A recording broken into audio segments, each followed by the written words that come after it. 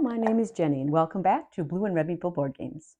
Today I'm going to talk about two games, Cascadia and Dorf Romantik. These are both games that I recently obtained and I've been playing them a lot. One thing that I really enjoy about them is they're very similar. So if you like puzzle type games that you can kind of play in kind of a chill atmosphere, I would definitely recommend both of these. I will start with Cascadia. This is one I bought it probably about 3 weeks ago. I had heard about it for a long time and been wanting to get it, so I finally did, and I'm so glad that I did. Um, it's a lot of fun. I have played it two-player, but I definitely prefer it as a solo game. Not that it's not good as two-player, but basically when you are playing it as two-player, you're playing it by yourself anyway. Each person is creating their own individual little map area.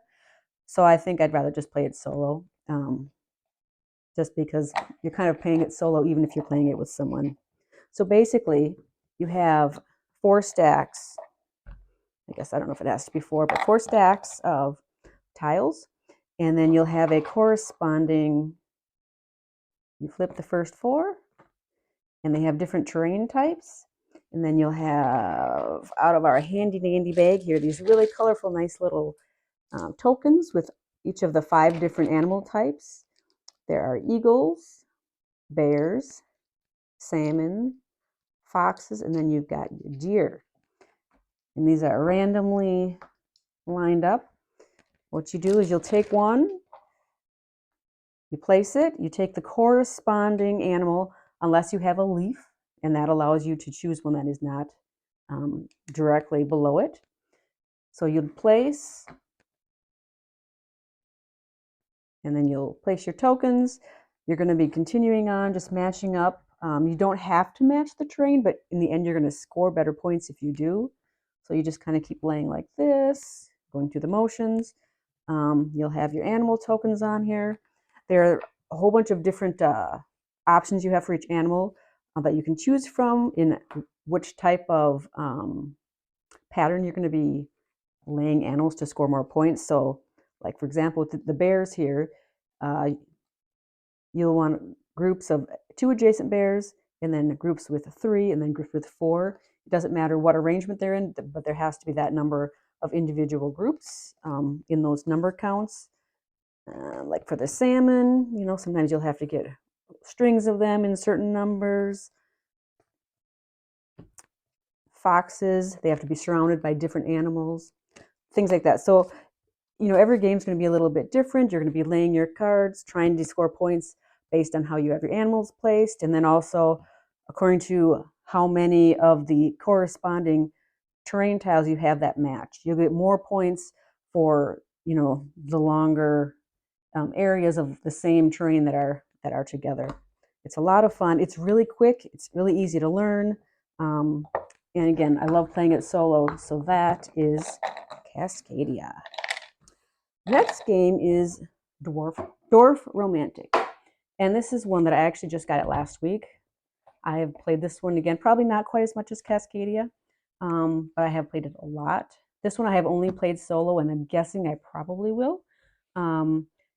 Again, it's the same type of thing. It's a very puzzly kind of game, so it's fun just to sit down and match up the tiles to, see how many I can get. Just like Cascadia, kind of a run, the same types, and then you'll have other objectives you're going to get as well. So for Dorf Romantik, you'll have all of these different landscape tiles. Same thing, they'll be down. You have to connect them, trying to get similar things together. You want railroads to attach, rivers, streams, and then there are the different terrain types. You've got little housing areas, so you're making your little communities. You've got your forest areas. And then there are the task tiles, and these are all denoted. They've got the little talkie symbol on the back. And when you happen to lay one of these, it'll have a symbol with a corresponding color. There are brown for railroad tracks. You've got green for your green areas, your field areas, the streams, and then the areas with the houses. And so you'll place those down, And there are different numbers. I believe it's like from 4 to 6, 4, 5, or 6. And that denotes the number of that corresponding type that you need to get connected in order to get the points on your little token here.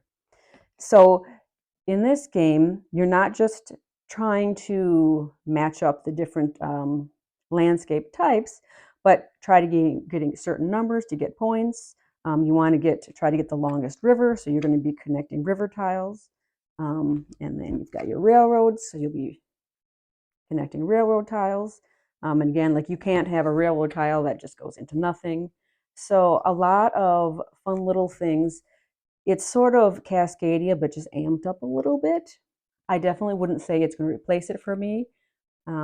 There's definitely a little more to this. It's a little more complex than Cascadia, but I really like both of them. They're very, very similar.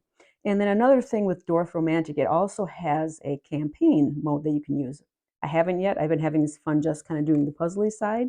But when you get into the campaign mode, you also have these fun little the secret boxes that you will, depending on what you've achieved, you'll get to open boxes that'll add new elements to the game. You can see there are boxes upon boxes. So I probably will start doing this fairly soon, but for now, I'm just enjoying the puzzly side of the game. So that's it for today. I just wanted to give you a brief little overview of these two games that I really like. They're very similar. You can just play them really chill. I like that you can play them both one player. Cascadia, I believe it's either 1 to 4 or 1 to 5. Dorf Romantik, you can play up to 6 players. Anyway, that is it for today. If you have any questions or comments, please leave them below. I look forward to hearing you and to talking to you again soon. Signing off from Blue and Red Meeple Board Games. Keep playing games. Goodbye.